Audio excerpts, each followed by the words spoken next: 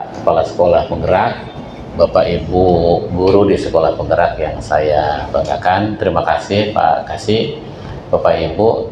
Ini sekolahnya SMP 3, SMP 5 ya?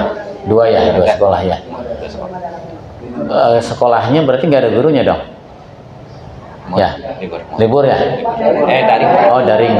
Ya, daring. Oke, saya berterima kasih ini Bapak Ibu karena ini merupakan bagian dari rencana aksi kita di Kabupaten Purwakarta sesuai dengan rapat koordinasi di internal dinas. Nanti tinggal melangkah ke SMA Pak, ya. Nanti kita rapatkan dengan KCD wilayah 4 karena kan rapat pendidikan kabupaten itu tidak mandiri jenjang Dikdas aja. Iya, sareng kemenang. Jadi kita itu rapat pendidikan kabupatennya disatukan dengan akumulasi SMA SMK. Jadi kalau SD SMP-nya ngebut, SMA SMK SMK-nya nanti nggak ngebut juga, jadi pamae. Sebaliknya kalau kitanya nggak ngebut juga, yang mereka pada ngebut SMA SMK-nya, kita jadi pamae gitu. Nah, jadi salah satunya adalah mendorong semua satuan pendidikan untuk responsif terhadap IKM. Nah, di Purwakarta saya mencoba memilah-milah mana yang akan kita gas dulu. Nu dipecut heuleut mana kita lamun dina kudang. Saem amih lompat. Nah, kita kemarin merekomendasikan agar sekolah penggerak dan guru penggerak begitu, dan nanti berarti ada komunitas-komunitas belajar itu untuk terus bisa berpacu. Setelah itu kita menggarap, ini juga ada yang digarap sekolah-sekolah yang bukan sekolah penggerak, non sekolah penggerak. Nah, sekolah-sekolah penggerak ini sama guru penggerak kita pacu terus bahwa apa yang menjadi kebijakan kementerian itu kan sangat ditentukan oleh kita yang di bawah. Kalau kepala dinasnya nggak punya strategi untuk memacu kurikulum merdeka itu, ya kementeriannya nggak akan pernah berhasil. Demikian juga dengan sekolah-sekolah. Jadi sebenarnya yang paling menentukan itu sekolah gitu.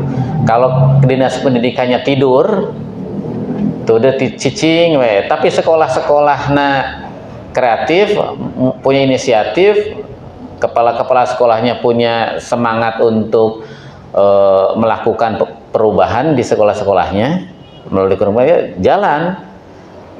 Tapi lamun sare dua nana nyanggeus tilelep gitu. Nah, ini yang sedang saya lakukan, mudah-mudahan kita bisa terus lari bareng. Sayahnya mendorong dari belakang, Bapak Ibuna insan ditempelkeun leungeun didorongnya geus lupa ti heula gitu.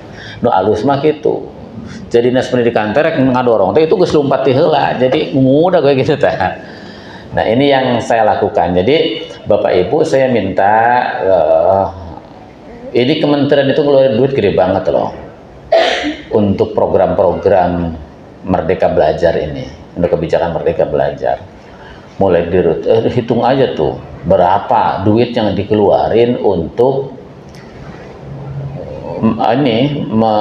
mendidik guru penggerak, belum sekolah penggerak, belum yang lain-lain, belum itu iya, bikin platform Merdeka Mengajar, akun belajar ID itu bayar loh, kementerian itu ngeluarin duit. Jadi bukan bikin tanpa duit, itu dibikin duit kasih. Kalau kita bikin akun Google Gmail aja, kita harus bayar itu sebulannya berapa, bermacam-macam, gimana kapasitasnya kan gitu ya. Sekarang Bapak Ibu dikasih itu se-Indonesia jutaan, itu gratis. Nah, itu bukan gratis sebenarnya, negara yang beli. Nah, ini kalau tidak Bapak Ibu manfaatkan, berarti Bapak Ibu buang-buang duit negara. Nah, ini yang saya maksud. Jadi ini apa yang diinginkan oleh kementerian. Jadi sekolah penggerak ini harus jadi leading, gitu, harus memimpin dibanding sekolah-sekolah yang lain. Maka sekolah SMP 3, SMP 5, ya, saya banyak berharap agar akun belajar ID-nya itu dimanfaatkan oleh guru-guru. Jadi bukan hanya diaktifasi tapi dimanfaatin. Lamun bisa mah akun Google nah pakai eta we. Jadi terus aktif wae. Jadi engke moal di apa istilahnya? Nggak di cleansing ya. Kan sekarang banyak yang pakai Google akun Google-nya pakai Gmail ya segala macam ya. Pakai itu aja. Jadi nanti Bapak Ibu ngirim tugas, ngirim apa segala macam, nyimpen apa itu aktif di situ. Nah, saya pengen ini jangan sampai nanti ada guru di SMP 3 sekolah penggerak atau SMP 5 Darang dan sekolah penggerak, guru-gurunya buka akun belajar ID-nya, nggak aktif gitu. Nah, berarti itu nggak pernah dimanfaatin. Termasuk siswa-siswanya. Kan siswa sekarang 1, 2, 3, 7, 8, 9 pasti udah dibagi semuanya. Udah dibagi semua belum, Bu? Udah ya. Itu di guide terus sama Bapak Ibu gurunya, mulai pelajaran IPA-nya, bahasa Indonesianya sudah manfaatin itu. Ngirim tugas pakai email segala macam, pokoknya dimanfaatin. Hari Sabtu Minggu dimanfaatin untuk kontrol anak-anak pakai Google Classroom atau apa gitulah. Ya, dipakai belajar mengontrol anak-anak. Sabtu Minggu betah di imah kan belajar di rumah itu sebenarnya. Maka dalam setiap Sabtu Minggu, hari Sabtu misalnya jam 9, anak-anak kita ketemu di kelas virtual jam 9 sampai jam 9.15 menit. Kesepakatan aja dengan anak-anak jam berapa. Mereka nanti melakukan apa di rumah. Dikontrol sama kita. Bu, saya ngebantu ibu nyuci motor, nyuci mobil, ini fotonya kirimin. Dengan begitu itu udah memanfaatkan gitu. Jadi kita itu benar hari Sabtu itu dipakai belajar dan kita sebagai guru itu ngajar, membimbing anak-anak. Nah, dari situ aja udah dimanfaatin oleh kita. Jadi jangan Sabtu Minggu belajar di rumah, betah di imah, gurunya juga harus ngajar di rumah. Manfaatin, aktifasikan dan manfaatkan. Nah, ini yang dibutuhkan oleh kita hari ini. Nanti tugas-tugasnya sudah mulai berbasis itu, berbasis elektronik. Manfaatkan itu. Nanti pembelajaran di kelasnya udah dimanfaatin, karena berapa lama sih itu, Bu, kalau nggak dimanfaatin di cleansing itu? 6 bulan, satu semester nggak dimanfaatin. 1 semester itu kalau pertemuan di kelas itu udah berapa? 4 kali 6, 24 minggu. 24 minggu kalau 1 minggunya 2 jam pelajaran, kan udah 24 jam pertemuan ya. Masa 24 jam pertemuan gak menggunakan itu sama sekali gitu. Pakailah itu, kan bisa Bapak Ibu pakai itu untuk kegiatan pembelajaran di kelas-kelas Ibu Bapak semuanya.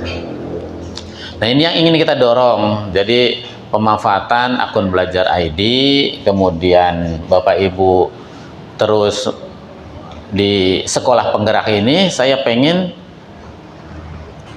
topik belajar itu udah paling tinggi, aksi nyatanya itu udah guru-gurunya udah tinggi gitu. Nah, ini harus dicarikan strateginya, kan nggak semua guru juga mampu bisa. Nah, ini tugas siapa? Tugas kepala sekolah, nyari solusinya, nyari pendampingan. Guru-guru di situ siapa yang harus mendampingi? Misalnya dari 30 guru ada Pak ini 5-10 guru yang perlu bantuan, maka tugasin siapa di situ ngebantu. Jadi kalau nanti sekolah penggerak pemanfaatan PMM-nya rendah atau biasa-biasa saja, berarti di situ nggak ada pergerakan. Karena fokus kementerian itu sekarang ngelihat sekolahnya, ngelihat sekolah, ngelihat kabupaten, mereka ngelihat itu aja, ngelihat grafik presentasi Buning dari BPPMP itu. Kalau ngelihat Kabupaten Purwakarta, Pak Purwanto ngomong, wae mana dibuka ya Pak Purwanto gitu, kelihatan Pak. Kementerian juga sama, demikian juga saya ke sekolah-sekolah Bapak Ibu semuanya. Jadi kalau saya pengen ngelihat sekolah SMP 3 masalahnya apa sih, SMP 5 Darangdan masalahnya apa, tinggal dibuka aja. Di situ udah kelihatan, di diagnosanya udah ada, rekomendasinya udah di dashboard rapot 2.0 itu yang versi terbaru, itu udah gampang. Betul Pak Asep ya? Iya, jadi mendiagnosa sekolah Pak Asep itu penyakit naon, literasi, numerasi, karakter, atau lingkungan belajarnya kelihatan. Sama dengan Pak Asep ke dokter, Pak dokter ya berarti aratil dina ieu tangkong cenah naon gitu. Kelihatan sama dokter, oh itu panu katanya. Udah keluar rekomendasi dari dokternya, resepnya itu pakai kalpanak, bisa pakai laja diparut gitu. Pak, abi mual terus. Mual tuh kenapa ya Bu ya? Mual itu karena hamil atau karena penyakit emah? Kalau ke dokter itu ketahuan, didiagnosa ini penyakitnya emah, obatnya ini. Nah sekolah itu sekarang udah dibantu seperti itu, udah semakin mudah jadi kepala sekolah itu, tinggal aksinya gitu. Jadi ini yang ingin saya dorong, karena kita sudah semakin dimudahkan. Maka yang paling penting adalah mau nggak kita itu berubah, mau nggak kita menyingkirkan, karena kan HP guru semua sudah punya, di PMM tinggal dimanfaatin. Semua sumber belajar di kita itu bisa iklim belajar di kita itu udah dibuka kerannya dari dulu. Saya kemarin ketemu sama kepala pusat penguatan, kepala pusat kurikulum dan pembelajaran, itu beliau itu mengapresiasi kita, dan dia akan menjadwalkan saya akan keliling di Purwakarta Pak katanya. Ya Pak, karena kita udah sebenarnya apa yang disampaikan oleh Pak Kapus itu kita udah melakukan, menjadikan kepala sebagai ruang kelas, menjadikan apa yang diindra oleh kita sebagai sumber belajar itu kita lakukan. Jadi kalau Bapak tadi menerangkan tentang fotosintesis itu tidak lagi menggunakan teks buku tapi menggunakan alam sekitar, itu kita udah melakukan, kata saya. Kita itu sampai kotoran kambing itu bisa jadi sumber belajar Pak di kita. Pohon cabai yang di halaman kelas itu bisa dijadikan sumber belajar Pak di kita. Dan itu yang diinginkan oleh kurikulum Merdeka hari ini. Dan proses-proses itu bisa direkam oleh Bapak Ibu, kemudian oleh Bapak Ibu bisa dijadikan aksi nyata dalam berbagai macam mata pelajaran, karena pembelajaran sekarang itu kan interkoneksi. Jadi kalau kita ngomongin tentang gelas ini, ini sebagai sumber belajar kita. Ini bisa didekatin dari berbagai macam pelajaran. Dari matematikanya yang ngomongin volume, dari IPA-nya bisa ngomongin tentang hukum air, gitu. Dari bahasa Indonesianya bisa diceritakan pakai narasi, pakai deskripsi. Dari bahasa Inggrisnya tinggal ceritakan aja, ini pakai bahasa Inggris ini bentuknya apa, warnanya apa, gitu. Nah, ini yang diinginkan oleh kurikulum Merdeka, dari satu sumber bisa didekati dengan berbagai disiplin ilmu. Nah, ini yang diharapkan oleh kita, karena nggak susah, ternyata nggak susah. Tinggal Bapak Ibu mau baca, dari situ Bapak Ibu rencanakan, kemudian laksanakan, kemudian Bapak Ibu dikasih evidence-nya, bukti-bukti Bapak Ibu melakukan apa tuh. HP punya, tinggal dipoto, diupload bisa di situ, membuka PMM bisa lewat HP, nggak ada yang susah. Nah, problemnya di mana? Problemnya lah. Untuk itu sertifikasi cair unggal bulan. Enggak, saya PMM saya belum tinggi-tinggi amat, biasa-biasa aja, sertifikasi saya cair gitu. Nah, ini problem. Nah, padahal kita kerja itu harus mengikuti apa yang diperintahkan oleh yang memberikan gaji kepada kita. Itulah profesionalisme gitu. Nah, saya pengen ke depan itu sekolah penggerak di SMP 3, di SMP 5 itu jadi terdepan. Ya, SMP 3 kemarin rapot pendidikannya keberapa? Kedua ya, Pak? Kedua setelah Al-Muhajirin. Saya berbahagia, saya itu kemarin udah ngeri. Coba kalau saya buka rapot pendidikan terbaik swasta KB. Aduh, kemarin itu hadiah itu cuma satu loh, Bu. Rapot pendidikan itu waktu Hari Pendidikan Nasional cuma satu itu hadiahnya, cuman peringkat ke-1 semuanya. Hari diilikan peringkat ke-1 swasta, saya nggak mau sampai ke-3 karena 2-3-nya negeri. Kalau 2-3-nya swasta kemarin udah juara 1 aja, duitna eueuh ya Pak gitu. Jadi biar kelihatan negerinya juga ada gitu. Nah, nanti SMP Darangdan harus lari gitu, harus bisa ngejar gitu. Nah, ini yang kita harapkan. Jadi akun belajar ID-nya dimanfaatin oleh guru, siswanya kan deh, pas siswa ya. Jadi kalau mau akun belajar ID siswanya nggak pernah dimanfaatin, salah satu indikasi bahwa sekolah itu masih jadul nih, masih pakai pola lama pembelajarannya, belum mengintegrasikan dengan teknologi informasi. Berarti berarti di situ tidak terjadi proses pembelajaran dengan teknologi informasi. Jadi sekolah-sekolahnya lambat. Jadi masih pola lama ngajarnya, ngasih tugasnya pola lama, model pembelajarannya masih pola lama. Buktinya ya saya pakai teknologi, ya monolog. Dari gurunya aja yang pakai, siswanya suruh lihat. Sekarang libatkan siswa pakai teknologi informasi. Ini yang diharapkan oleh kementerian. Bagus, seperti bagus, dipaksa kita. Jadi sekolah-sekolah yang tidak melibatkan siswanya dengan proses pembelajaran terintegrasi dengan teknologi informasi kelihatan gitu. Nah, ini yang diharapkan. Kemudian perencanaan berbasis datanya, arkasnya aja sekarang udah terkoneksi sama rapot pendidikan nanti.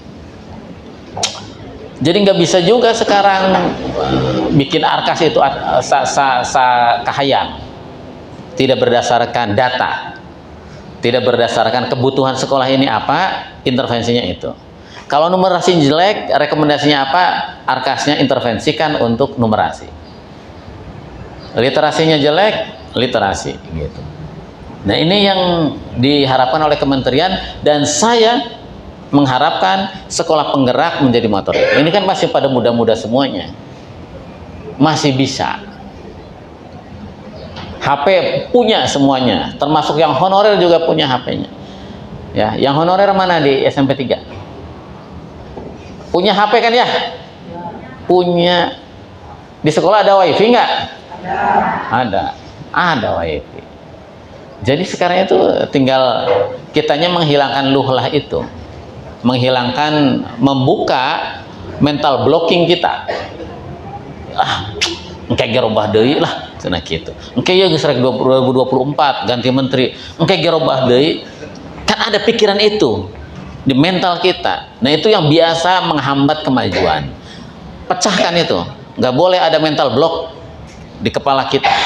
Kayak ganti deui lah. Pak Purwanto kayak ganti semua. Kementerian lagi ganti gitu. Kepala sekolah ayeuna kitu kieu engke ge kepala sonar pindah deui. Biasa-biasa wae. Gaji menang, sertifikasi menang. Nggak boleh gitu. Nggak boleh gitu. Kita itu agent. Kita itu diutus oleh Tuhan itu menjadi manusia, dan ketika menjadi manusia kita diutus oleh Tuhan menjadi manusia, dan profesi kita kebetulan sebagai guru. Dan guru itulah profesi kemuliaan kita, profesi kekhalifahan kita itu ketika kita menjadi guru. Maka ketika kita menyanyiakan keguruan kita itu yang dengan luhlah, dengan mental blocking itu nggak akan mempunyai nilai apa-apa, nggak mempunyai kemuliaan apa-apa di mata Tuhan, karena kita menyia-nyiakan keprofesional itu. Lebih parah lagi nanti kementerian ke depan mikir, dilihat sertifikasi guru bersertifikasi berapa, dilihat bagaimana pengembangan dirinya lewat PMM-nya gimana. Kan bisa seperti itu. Ini lagi dirumusin sama kementerian.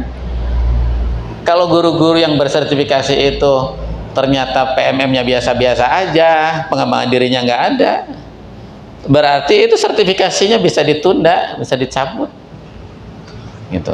Karena profesi sertifikasi itu dikasihkan kepada guru-guru profesional, dan guru-guru profesional itu adalah mereka yang terus mengembangkan diri sesuai dengan nilai-nilai dan etika keprofesian gitu. Nah ini bisa ya Pak Husni? Keberapa ini teh? SMP 3. SMP 3 sama 5 Darangdan. Hah? 5 Darangdan. 5 Darangdan. Itu 5 Darangdan rapot pendidikannya gimana? PMM nak. PMM nak. Kan saya PMM-nya minimal semua udah minimal 6, rata-rata udah 13, sertifikat sudah banyak. Udah ya. Udah 13. Udah 13. Respondennya Sertifikatnya udah banyak berarti. Keempat saya. Tuh kan keren tuh. Ada 9. Paling banyak siapa? Yang banyak Pak Wildan. Mana Pak? Paling banyak. Bapak PNS. PNS ya. Nah yang kayak gini nanti bisa nyebarin ke teman-temannya, ngebimbing kurikulum. Ini dari Sukatani nih juara nih. Nanti praktek baiknya ditiru aja, kan nggak susah. Cuman baca sama Bapak Ibu, kemudian setelah dibaca praktekin. Nanti bukti-buktinya, evidennya itu disiapin dari mulai perencanaannya, pelaksanaannya sampai hasilnya, laporannya seperti apa, sedang apa, foto. Proses pembelajaran di Purwakarta itu semuanya bisa menjadi praktek baik, bahkan bisa itu dibagikan. Kita itu sebenarnya kalau sudah sekolah-sekolahnya mengikuti apa yang diprogramkan oleh kita, itu kita semuanya itu udah masuk ke mandiri berbagi aja udah bisa sebenarnya Purwakarta itu. Ya Pak Sep ya. Gitu. Kita itu pernah peringkat ketiga ya. ya. Sekarang kan berapa? 11. 11. Orang lain lari, kita diem kayaknya gitu. Kita di awal-awal itu pernah 1 turun ke 3. Sekarang kemarin Bu Ning nyampaikan ke 11 nih Pak Purwanto katanya. Tapi Pak responden katanya nih. Hah? Kata Pak Sep, responden di itunya nggak cocok ya Pak Sep ya? Ini Pak, data jumlah guru itu nggak sinkron. Nggak sinkron. Bukan berarti kami dari Bapak tidak selalu update. Dan kata Pak Haji Supana untuk pengawas pembina ada kemungkinan error. Itu nih ya, servernya mungkin ya. Sibuk kan se-Indonesia dari ngantri gitu. Ya Bu ya, saya dorong terus termasuk guru penggeraknya. Guru penggerak juga sama, guru penggerak harus menjadi virus baik di sekolahnya.